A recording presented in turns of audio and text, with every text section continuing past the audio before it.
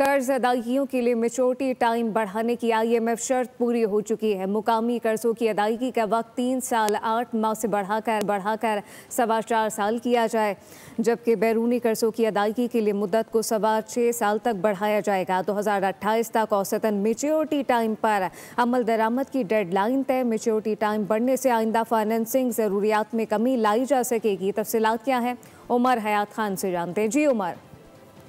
जी बिल्कुल, मुल्की और गैर मुल्की कर्जों की अदायगी के लिए मैच्योरिटी टाइम बढ़ाने की IMF की जो शर्त है वो पूरी कर दी गई है और मकामी कर्जों पर जो औसतन मैच्योरिटी टाइम है वो 3 साल 8 माह से बढ़ाकर 4.25 साल किया जाएगा और बैरूनी कर्जों की अदायगी के लिए जो औसतन मैच्योरिटी टाइम है वो 6.25 साल तक बढ़ाया जाएगा। IMF शर्त के मुताबिक जो है वो 2028 तक औसतन मैच्योरिटी टाइम पर अमल दरामद की टाइमलाइन जो है वो तय है और औसतन मैच्योरिटी टाइम बढ़ाने से आइंदा फाइनेंसिंग जरूरियात में कमी लाई जा सकेगी। आइंदा इक्तिसादी जायजे से कब अमल दरामद रिपोर्ट भी मिशन को भेजी जाएगी। औसतन मैच्योरिटी टाइम पर अमल दरामद का आगाज रवा माली साल से ही शुरू किया जाएगा और अभी मकामी कर्जों के लिए औसतन मैच्योरिटी टाइम जो है वो 3.8 साल और गैर मुल्की कर्जों के लिए 6.1 साल है। IMF शर्त पर 30% मकामी कर्ज के लिए एवरेज टाइम टू रीफिक्स शर्त जो है वो पूरी होगी और नई पॉलिसी के मुताबिक मकामी कर्जों का तकरीबन 30% फिक्स पॉलिसी रेट पर होगा और इसके साथ साथ शरिया कंप्लाइंट का हिस्सा आइंदा 3 वर्षों में बढ़ाकर 20% मुकर्रर किया जाएगा। गैर मुल्की कर्जों का जो हजम है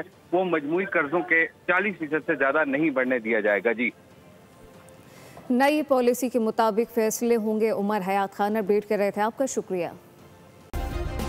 सब्सक्राइब करें और बेल दबाएं ताकि कोई खबर रह न जाए।